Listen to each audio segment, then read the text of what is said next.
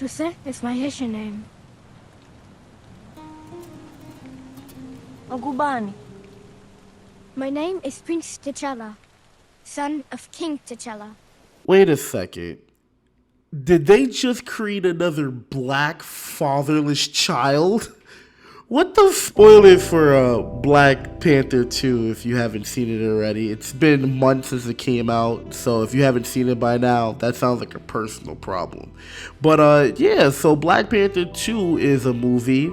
I'm going to be talking about it today. These videos that I make really aren't reviews of the movie. I really hope that anyone who goes into these videos think I'm going to give a thorough breakdown of each scene and the characters as well as their character arcs and, you know, in-depth analysis of them. Yeah, that's never happening. That takes a lot of research and a lot of work, and I'm not really willing to do that. Overall, these videos are supposed to be about is me just getting my thoughts out and telling you how I feel about the movie and, like, you know, just giving you some food for thought of the overall impression of the movie. So without further ado, let's start talking about that. So with Black Panther 2, in hindsight, it's really not a great movie. My first viewing of it, I wasn't too disappointed. I definitely think it's not the worst movie, especially if you're considering Phase 4. But when you really sit down and you think about the movie, you gotta understand, this movie has a lot of things that work for it, but the overall movie just doesn't work as a whole on paper.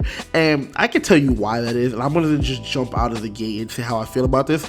They should have recast Chadwick Boseman. R.I.P to the GOAT, the legend, nothing but love and respect for his family and his legacy. I understand that, but I feel like when you have an entire established universe, the show must go on. I'm not saying we couldn't mourn him and they couldn't make more time pass for this movie, but you need to replace the character. So it goes for any character, especially if they have an integral role in the future of your series. And I'm going to tell you why they should have replaced them, because at the end of the movie, they do freaking cop around any way of introducing another T'Challa. So we did an entire movie about losing T'Challa just to have a new T'Challa at the end. Come on, guys. But I digress. Let's take it back, okay? Let's start from the core issues of this movie and work our way up, right? So this is not a rant. This is not me going on about why Black Panther 2 is the worst movie of all time and stuff like that. I just want to point out the key issues of this movie, and I need people to understand how this movie is not a black movie. So we go all the way back to 2018. Black Panther came out. Everyone's wearing the dashikis. Everyone's having a great time, you know, celebrating their African heritage. And, you know, there was discourse at that time too. But overall, the entire community sort of came together. Whether they were Marvel fans or not, black people were just happy to have representation and stuff like that. And it was an overall solid story. If anything, I only have one complaint, maybe two, about Black Panther 1, which kind of tie into this one.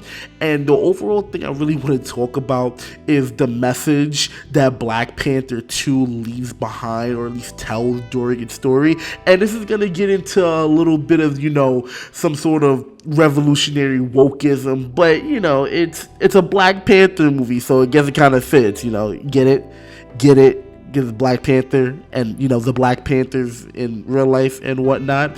But yeah, so the issue with this movie is that it's supposed to be a movie for black people and give them representation and make them feel powerful and show them that they have the right to feel like they can be strong rulers and leaders in society too. And this movie goes out of its way to tell black people that, psych, that was a short-term thing. You can't have anything. And I don't know if anyone could tell, but I am a black man, so these issues that I feel are gonna come from a biased standpoint. If you're not black, maybe you notice these things too. If you're Mexican, maybe you didn't care.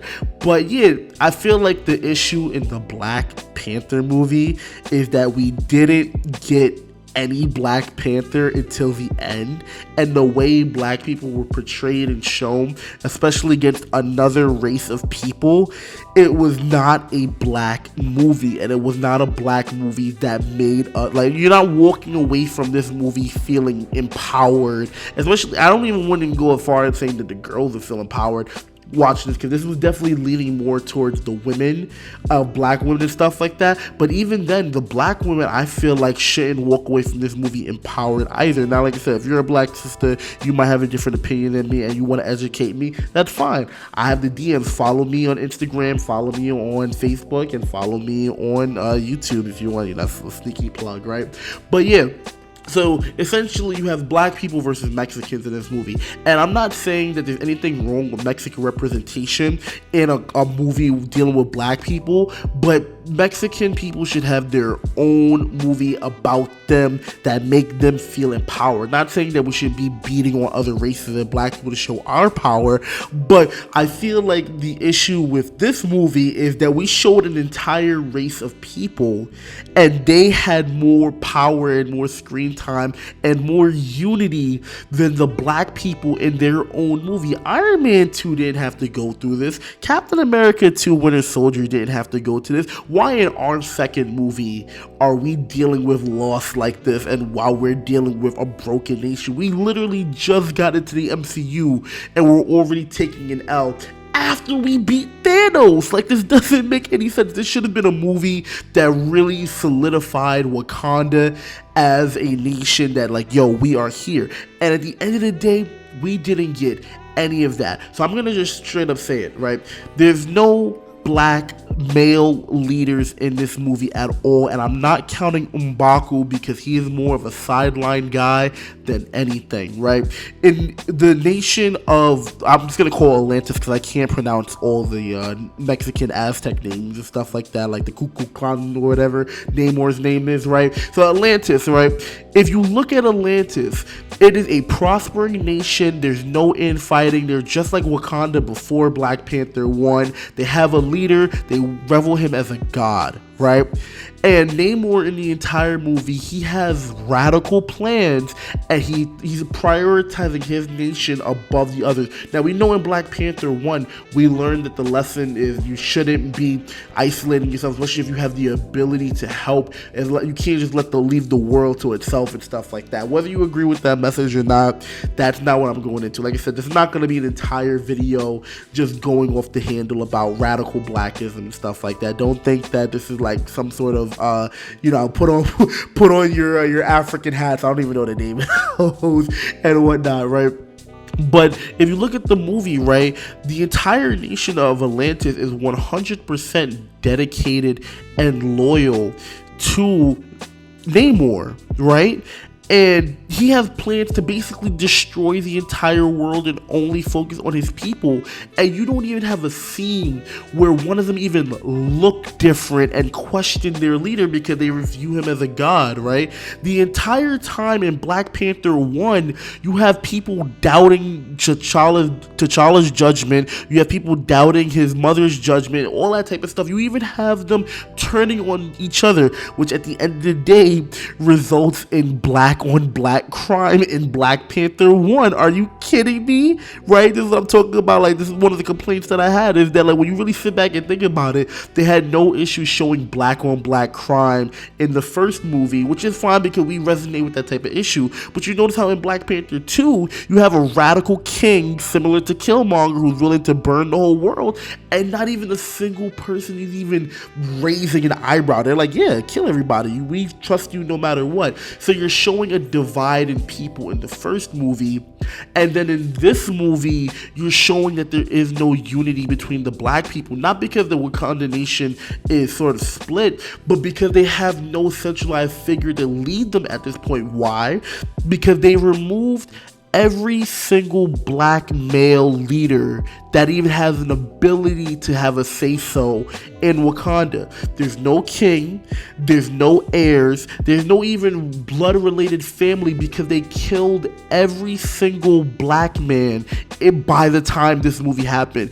King T'Chaka's dead, his brother's dead, Killmonger's dead, and T'Challa's dead. Like I said, the only male you have is M'Baku, and he was an outsider in the first movie. He was still part of Wakanda Nation, but they didn't even like the Jabari tribe up until that point. He's not in a position to lead and whatnot. So don't get me wrong, the women in this movie played an amazing role. Angela Bassett did a great job. I don't know Shuri's real actor's name and stuff like that, but she did a great job. I'll even go one step further. I think out of every woman in the entire MCU, Shuri does a great job of having a relatable human struggle, and at no point as a man I felt like her role got annoying, because she's like, oh, men, I can just do whatever you want to do, but I can do it in 6-inch heels. Even Riri Williams, whatever her name was, it never really felt like they were like trying to like put men down in order to lift women up, because I hate that that's something that they do, especially in the Marvel universe. Just because you're gonna like put a man up, they never bring the women down and stuff like that. I mean, you could argue the early Iron Man days, he always like made a woman look dumb and ended up sleeping with them, but like, you know, if we're gonna sort of heal the wounds between men and women and like this agreement that we have on average, we gotta stop putting each other down. So I'm glad that there was no gender politics in this movie, and they all, like, you know, Shuri is the only one left, especially after Angela Bassett dies. Spoiler, right? Then they're like, okay, you're our queen, our king, whatever, you have to do this. We need you to protect the nation of Wakanda, right? So I don't get me wrong, I like Shuri's struggle. She has a very relatable and human struggle, and we actually feel the pain of her loss, and she never like, you can never understand what I'm going through because I'm a woman and it's 10 times harder. Shout out to She-Hulk, right? But that's like my overall issue with this movie, is that they have no real representation of black people being strong. Even at the end, the nation of Wakanda was gonna lose because they were getting outnumbered and they were all gonna end up dying anyway. There are some points that I could talk about that were really good. Mostly the best scenes in the movie are when they're talking politics, right?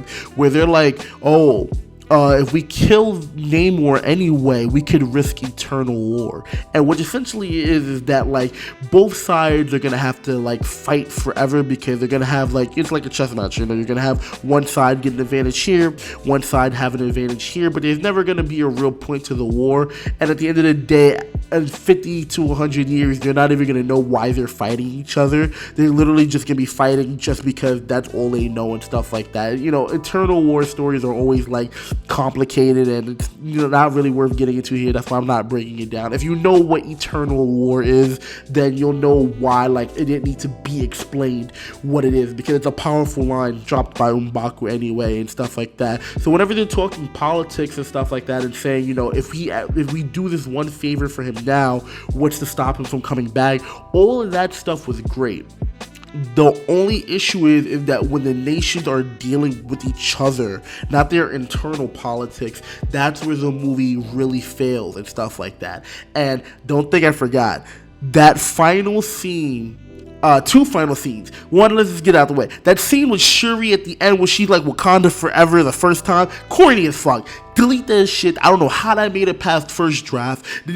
Marvel has a bad way of sometimes ending these movies on a cliche line, and it's not even like a cliche line that's like classic, like Avengers Assemble or some shit like that. Sometimes they'll end on a fucking corny ass line, and I'm so sick of it because it ruins scenes. I'm not gonna lie, that scene in Endgame where Tony is like, I am Iron Man, is a bad, corny scene, and it could have been so much better if they would have given Thanos some lines in that movie, but they decided to keep him as a silent villain for most of that movie, and he only had like maybe 5 or 6 lines that actually, but literally at the end of that movie, all he had to say was, I told you before, and my past self told you, my future self told you that, you know, whatever, I am inevitable. Who do you guys think you are to challenge me? And then Tony could have been like, I am Iron Man. But to say I'm inevitable and I am Iron Man makes no sense. It's corny. They need to stop doing that. Sorry, I had to go on a little rant right there about that. But that's, you know, that one was driving me crazy. It almost made me turn the movie off completely, right? And then that final scene, I don't know if it was a post credit or whatever, but yo, the fact that they really had this man name his own son T'Challa. I need you guys to understand the biggest issue in the movie is how unaware they are of the black issues. I already said in the beginning, they created another fatherless black child. And the reason they create another fatherless black child is so dumb, you can't believe it. You're talking about Black Panther, Wakanda is an isolated country, right? And they are strong on tradition and values. And T'Challa was never a rebel. If anything, Shuri was a rebel. T'Challa was willing to get married to Lupita. I forget her name right now. Lupita's character was all he wanted in the first movie was to settle down and have a family. And his father is dead. His cousin is dead. His uncle is dead. He has no male relatives. And you're telling me the first thing he's gonna do is basically have a bastard child out of wedlock and raise them in another country for what? To have no pressure of the throne? There is not a single kingdom on the planet Earth that would ever do that. And I'm going to tell you how you know they would never do that, because they literally fought a war for it in the first movie. You had the Kingsguard, the Dora Milaje versus the army in the first movie, just off of the cousins of the king, right? Off of T'Challa's cousin, right? Though he had the right for the throne and stuff like that. And you're telling me the son of the king when there's no male relatives? That's why they have kids in the first place. You can't tell me that. And on top of that, you're raising, this is even so much more true to black people, you're raising him in a country that is not his native. He has no roots there, right? Because Lupita's not Haitian, he's not Haitian, so now he has no ties to his original homeland. And what, he's supposed to just come back and be this great king? He had no time to see his land. He had no time to bond with the people and be brought into Wakanda. If anything, he's gonna be fucking king of Haiti or something like that, bro, because you're literally raising, you could teach a kid all day about their heritage. That is not their culture, right? And that's something that I'm telling you, it's so crazy how you're treating black people, because these aren't even African Americans. These are straight up Africans. And you literally stripped the child of his roots. You made him a fatherless black child. He's African American at that point, because he is so similar to the average black person. It's unbelievable how this movie got off a first draft, because it shows to me, and this is, I think it's Ryan Coogler. No offense to Ryan Coogler, I know for what you had to work with, the script was already written by the time that Chadwick Boseman had his untimely passing. I understand that, but you can't tell me that the changes that you made were necessary. At that point, you gotta just make a whole new movie. You cannot tell me that in exchange for Chadwick Boseman that we had to enforce all of these other black issues. We have a weakened nation of women who have no male leader. And not saying that women can't rule, but you see the issue they had in the movie. They were literally defeated by the Mexicans. They didn't really win. They had a stalemate. It's not even so much that Shuri wouldn't have killed Namor, but the stalemate is that once she would have lost all her people, including M'Baku, including Okoye, including Lupita, including all of those people. She already lost her mother, right? The nation of Wakanda would have had to become a war-torn nation and be an internal war. So it's really not that they would have won either way. Killing one person doesn't solve the battle. So at the end of the day, they didn't even win, right? And then you're talking about all these other issues. Like I said, the first movie had black on black crime. So at the end of the day, I can't sit here as a black person and I can't call this movie a good movie, because where in it is it uplifting the black people? especially when you're talking about a Marvel movie. Every other movie ends on a happy note, especially if they get a part 2. You know, they're always worried about part 3. We're most likely never gonna get a Black Panther part 3, and if we do get a Black Panther part 3, it's not gonna be for a long time because they're most likely gonna just try to usher in T'Challa anyway. People are already asking to age him up. I think personally they're gonna reset the universe, and then the T'Challa that we know now is gonna be T'Challa just aged up in a reset universe, because that's gonna explain why he doesn't look like Chadwick Boseman, or the same thing with any other actor that like might get replaced or whatever, because I assume that most actors that are acting now, even when the universe gets reset or whatever at the end of Secret Wars, they're gonna retain their roles. I don't think they're gonna get an entirely new set of people, only the people that have passed. So if we get a new Iron Man or a new Captain America, maybe. But yeah, that's my review for Black Panther. We're hitting the 20-minute mark now, so I'm gonna end the video here. But yeah, let me know what you guys thought. If you guys thought I just turned into a black radical out of nowhere, then, you know, so be it. Wakanda forever!